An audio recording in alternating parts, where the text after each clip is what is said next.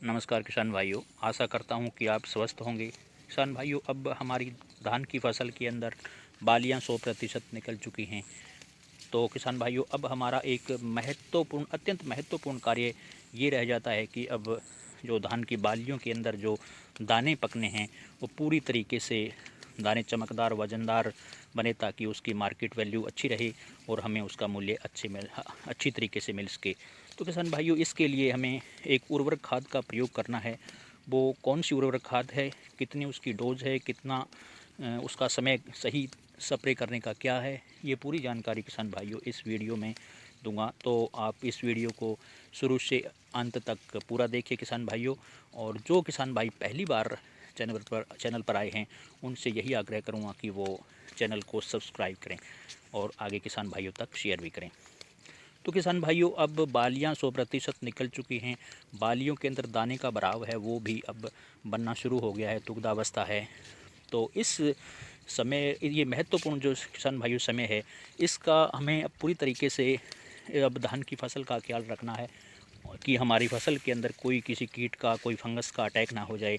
अगर आपने स्प्रे डाल दिया है तो अच्छी बात है किसान भाइयों। अगर आपने अब तक कोई फंगस का स्प्रे नहीं डाला है, फंगिसाइड नहीं डाला है, तो आप टर्बो, किसान भाइयों, बायो का टर्बो आता है विनूतना कंपनी का, वो डाल दीजिए और अपनी पैदावार जो है वो अच्छी रहेगी पैदावार, ताकि आपकी फसल लंबे समय तक फंगस से भी बच जाएगी किसान भाइयों। तो इसके लिए किसान भाइयों, आपने जो टर्बो बताया है मैंने आपको फंगिसाइड, इसकी मात्रा और डोज की सही तरीके से बताऊं तो आपको ये 400 ml प्रति एकड़ के हिसाब से किसान भाइयों 125 लीटर पानी के अंदर मिला करके फोलियर स्प्रे करना है किसान भाइयों। इसका स्प्रे करने का वक्त जो है वो किसान भाइयों दोपहर के बाद करें आप। और जब स्प्रे करें किसान भाइयों अपनी फसल के अंदर, तो आपके प्लाट के अंदर नमी होना ज़रूरी है। आपकी धान की फसल के अंदर नमी होना ज़रूरी है किसान भाइयों। हल्की हल्की सिंचाई आप करते रहें जब तक आप हार्वेस्टिंग यानी धान निकालने का समय जो किसान भाइयों 20 दिन से पहले, यानी 20 दिन निकालने से 20 दिन पहले तक आप सिंचाई करते रहें। तो किसान भाइयों, इसके बाद आपको जो मुख्य आपकी बात मैं जो बताने जा रहा हूँ वो है उर्वरक खाद। जो उर्वरक खाद है किसान भाइयों, आप अगर बायो की डालना चाहते हैं तो KMS विनूतना कंपनी का डाल सकते हैं किसान भाइयों। KMS आता है 22-18-20, वो डाल सकते हैं। अदरवाइज आप अगर दूसरा कोई उर्वरक डालना चाहते हैं जैसे कि NPK 0050, इस वक्त किसान भाइयों जो पोटास की मात्रा हमारे पौधे को बहुत ही महत्वपूर्ण है, हमारे इस वक्त धान की फसल के अंदर जो बालियां हैं उसके लिए पोटास की मात्रा बहुत ज़रूरी है किसान भाइयों।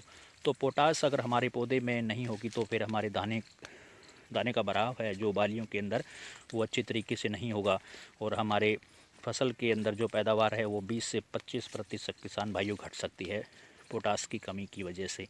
तो किसान भाइयों, आप जो NPK 0050 हैं वो उसकी मात्रा जो आपको लेनी है 1 से 1.5 किलो, यानी आप 1.5 किलो ले लीजिए किसान भाइयों।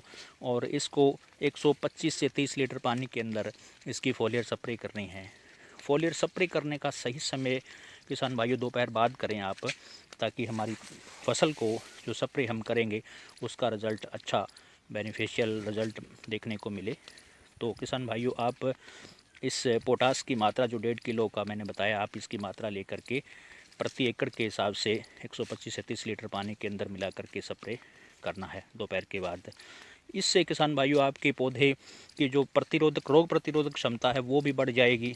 और इसके तनों में जो जो किसान भाइयों, इस वक्त जो हवाएं भी तेज़ चल सकती हैं, जब आपके पौधे के अंदर नमी होगी नीचे प्लांट के अंदर, तो उसकी वजह से फसल जो गिरने का जो समस्या रहती है वो किसान भाइयों, अगर पोटास की मात्रा पूरी होगी तो हमारे गिरने की समस्या भी बहुत कम रहेगी किसान भाइयों।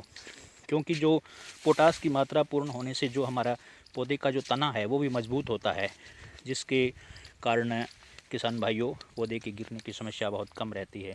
और पोटास की मात्रा पूरी होने से किसान भाइयों, हमारे जो पोटास पौधा जो प्रकाश संश्लेषण द्वारा क्रिया करता है, तो पत्तों के द्वारा जो पोटास की मात्रा लेकर के हमारे जो बालियों के अंदर ट्रांसपोर्ट होती है किसान भाइयों पोटास, तो उसकी वजह से हमारे बालियों के अंदर जो दाने बन रहे हैं वो मजबूत, चमकदार और वज़नदार बनेंगे, जिससे कि हमारी पैदावार किसान भाइयों 20 से 25% तक बढ़कर निकलेगी। तो किसान भाइयों, आप इस उर्वरक खाद का, पोटास का प्रयोग अवश्य करना है, ताकि आपकी जो फसल है वो अच्छे तरीके से आपकी उत्पादन क्षमता आपको मिल सके। तो किसान भाइयों, इस वीडियो में इतना ही। आपसे यही आग्रह करूँगा कि आप देसी किसान एग्रो फार्म चैनल को सब्सक्राइब कर लें और लाइक और शेयर करें। जय हिंद, वंदे मातरम।